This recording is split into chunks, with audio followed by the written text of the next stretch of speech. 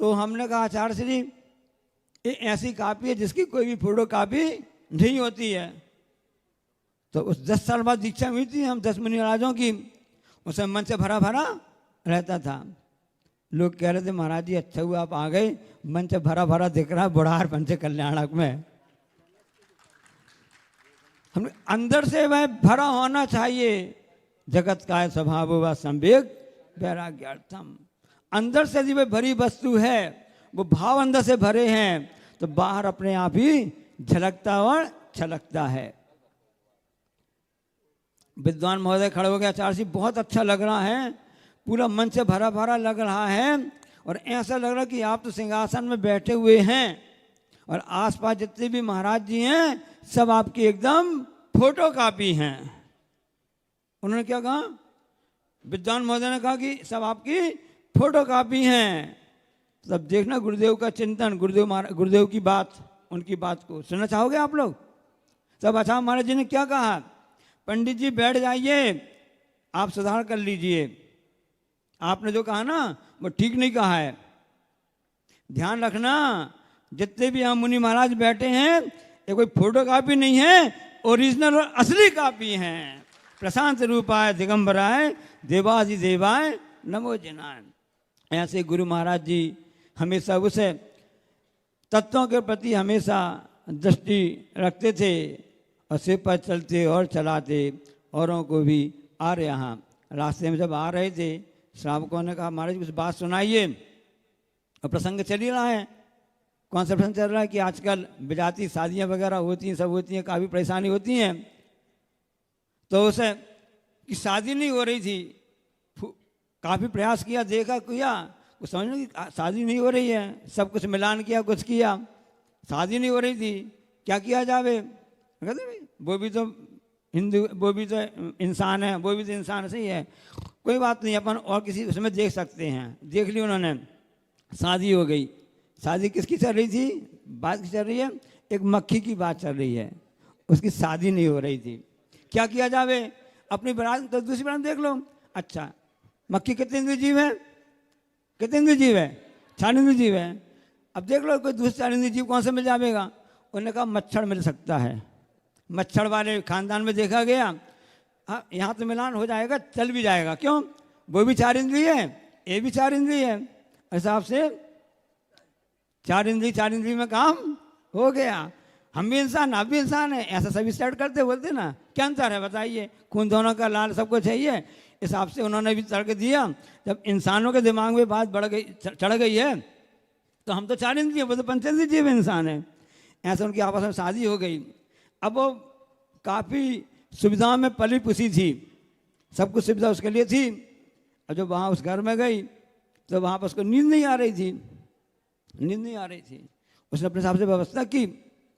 शादी के 2 दिन बाद जब वापस सब अपने आप आई, उसकी सहेली ने कहा अरे तुम्हारी 3 दिन पहले शादी हुई है और तुम्हारा चेहरा उदास दिख रहा है, आखिर बात क्या है?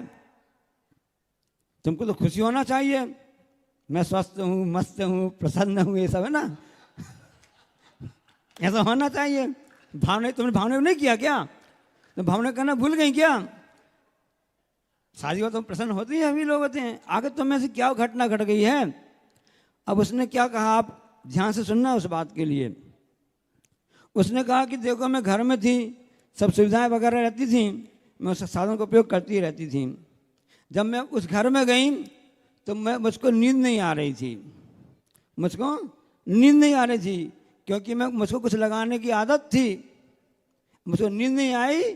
इतने में मैंने क्या किया, जो अपना सामान लेके, क्या पेटी बोलते हैं, पेटी में सामान आता ना, जो सामान लेकर उसमें आए थे जो, तो उसमें हमने सामान लगाया।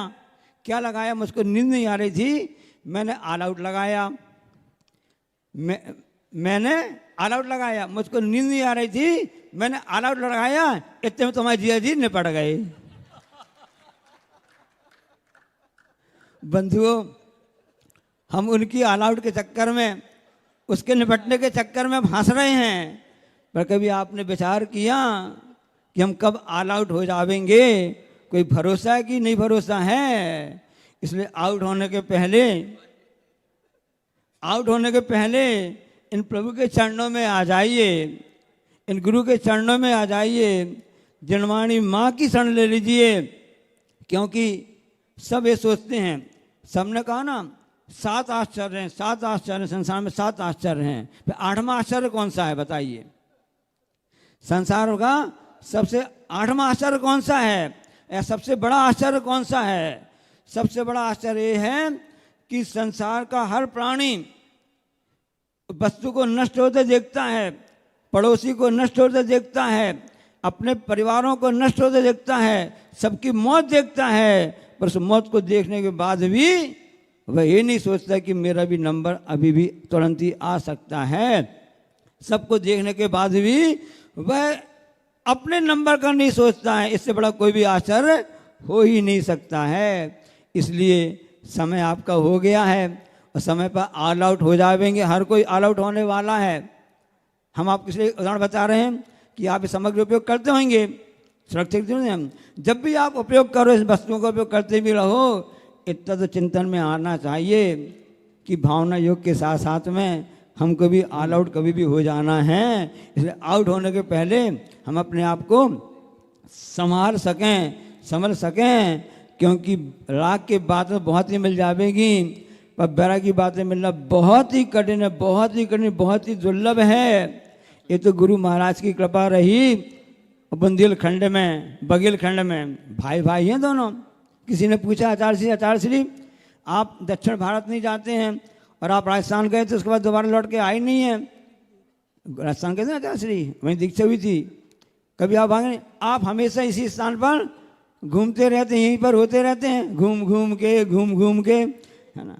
क्योंकि जैसे राजा ग्रही में हुआ ना, महावीर स्वामी महाराज जी का, भगवान महावीर स्वामी का समझ रहा, हमेशा घूम घूम के खूब अच्छा लगता था उनको वहाँ पर राजा ग्रही में। ऐसा आप सोचेंगे ना, अरे जीवों का पुण्य होता है, वहाँ के एक केंद्र से लेकर के 5 जीवों का पुण्य होता है।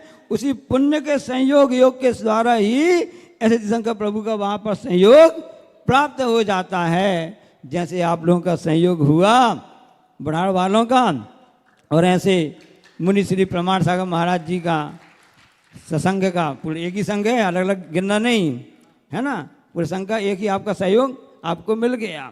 और फिर गुरु जी का आचार्य श्री तो जब भी अमरकंटक को इसको दरवाजा कहते थे, एक पेंडा रोड है गोरेला, बुढ़ार इस तरफ से दरवाजा, वहाँ से डंडोरी है। तो आचार्य महाराज जी यहाँ पर 2 बार प्रवास हुआ, पर इस बार आचार्य महाराज जी की साक्षात उपस्थित तो नहीं है, पर उनकी महती कृपा के रूप में पूज्य प्रमाण सागर महाराज जी आपके सामने हैं, यहाँ पर हैं। तो मैं ये कहना चाहता हूँ आपके लिए कि बैराग की बातें आपको बहुत मुश्किल से मिलेंगी। बड़ी कृपा रही गुरुदेव की कि इस बुंदेलखंड बघेलखंड में उनकी कृपा हुई।